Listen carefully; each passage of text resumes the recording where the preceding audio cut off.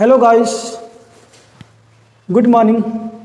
आप लोगों को हम ये सारे क्लासेस के यूट्यूब चैनल में आप लोगों को बहुत बहुत स्वागत करता हूं। हमारे इस चैनल पे आप लोग कल कक्षा 10 के अध्याय नंबर 3 के धातु और अधातु के बारे में पढ़े थे।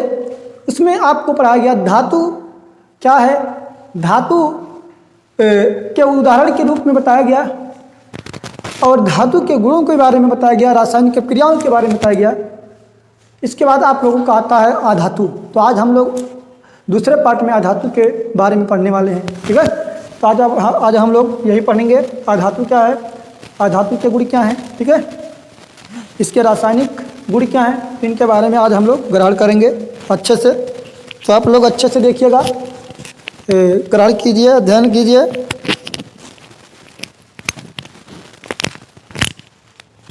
यहाँ थोड़ा ये दिक्कत हो गई है माइक की, देखिएगा। तो यहाँ धातु में, तो धातु पढ़ चुके, अधातु नॉन मेटल आ गया। तो नॉन मेटल क्या है, नॉन मेटल क्या है, इसके बारे में अध्ययन करेंगे हम। तो नॉन मेटल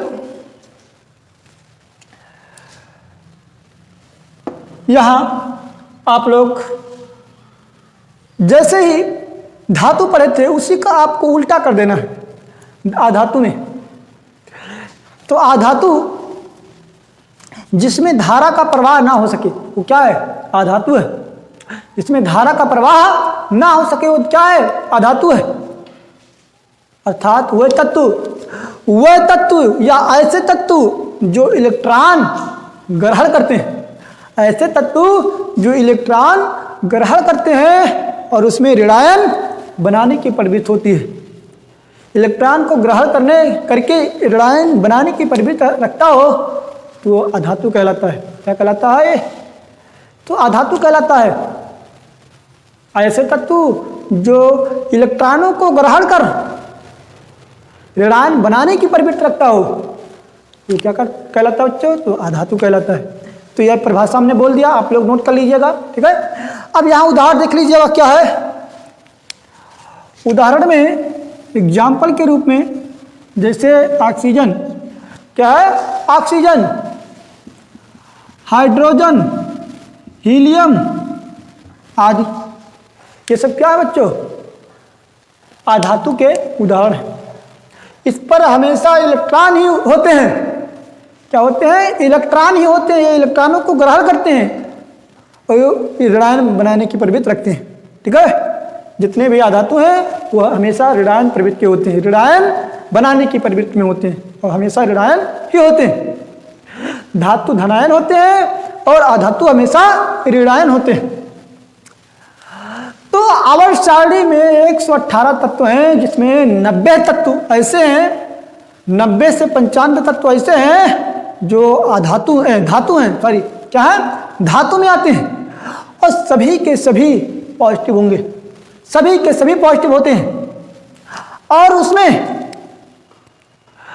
15 तत्व ऐसे हैं जो अधातु हैं, जो हमेशा निगेटिव होते हैं, उनमें हमेशा ऋणायन होता है, ऋणायन चार्ज होते हैं। किसी पे 1 चार्ज, किसी पे 2 चार्ज, किसी पे 3 आयन, किसी पे 2 आयन, ठीक है।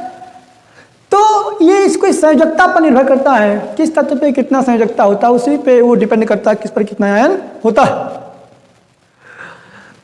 तो यहाँ पे देख लीजिए कि ज़्यादातर जिस पर आप इलेक्ट्रॉनिक विन्यास जिस तरीके से निकालते हैं उस लास्ट में उसकी कोष में जितना इलेक्ट्रॉन होता है वही उसका संयोजकता होता है। जितना संयोजकता है वही उसका क्या होता है,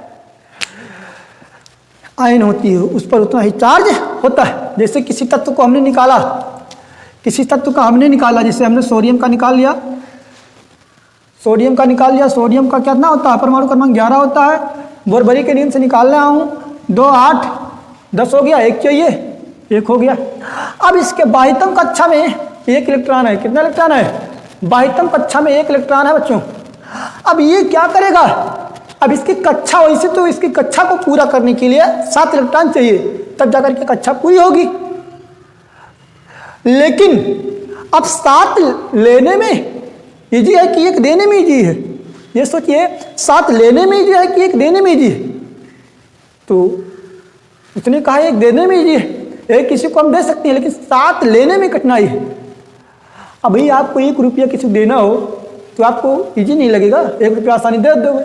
और कहेगा हमको 7,000 दे दीजिए, तो कैसा लगेगा? तो कुछ भारीपन लगेगा का नहीं लगेगा? लगेगा ना। तो ऐसे समझिए, एक पूरी देने में इसको ईजी है।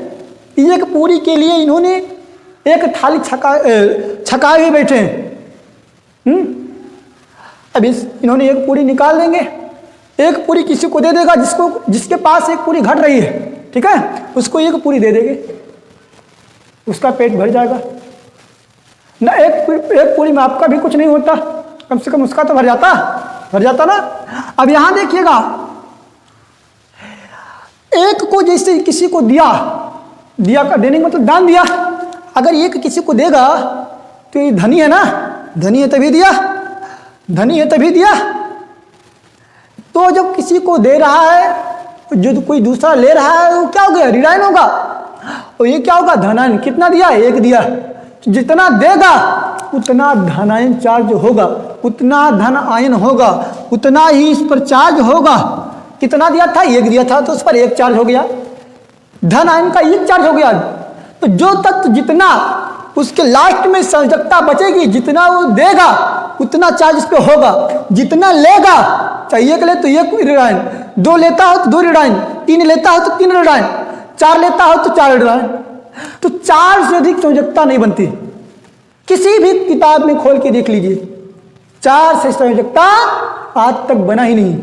तो 4 से संयोजकता अधिक नहीं होता। तो 4 तक संयोजकताएं बनती हैं।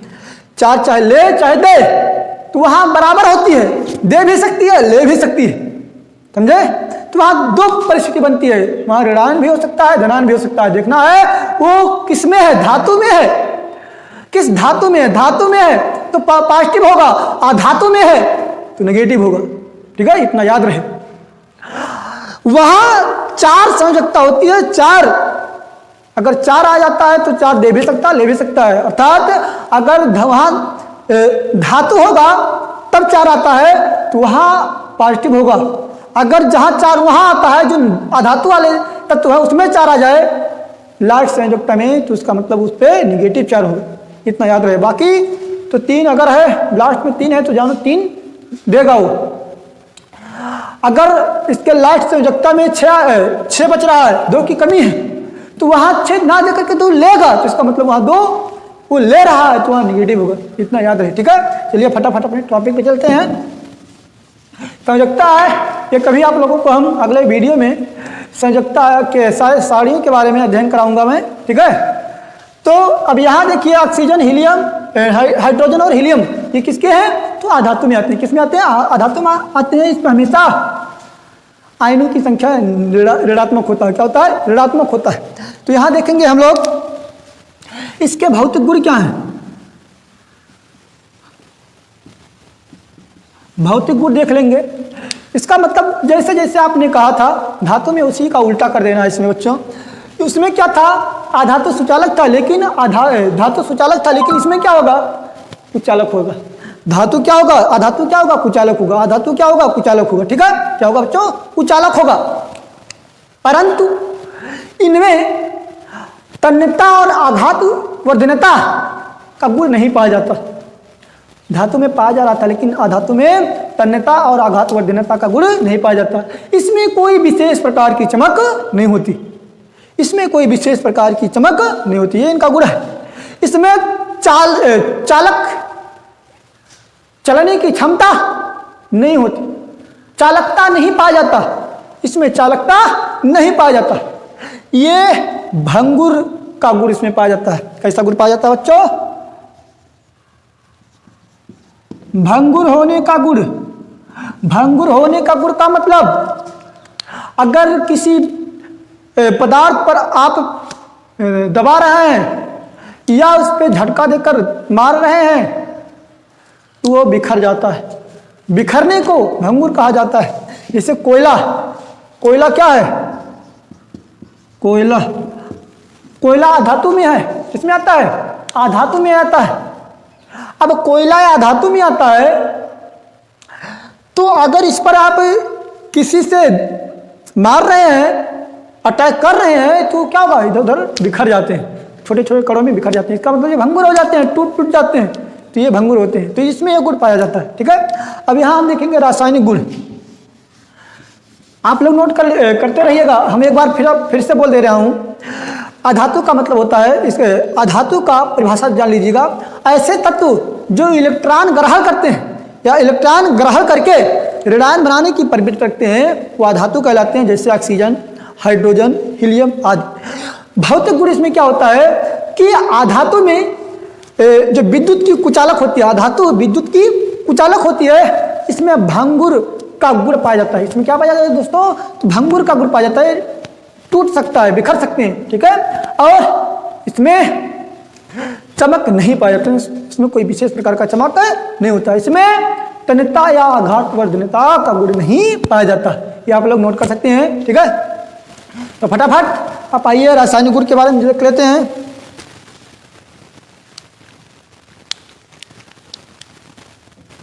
रासायनिक गुण या रासायनिक अपक्रिया। ठीक है, तो रासायनिक गुण में क्या होता है कि अधातु का ऑक्सीजन के साथ क्या होता है, अपक्रिया। अधातु का ऑक्सीजन के साथ अपक्रिया,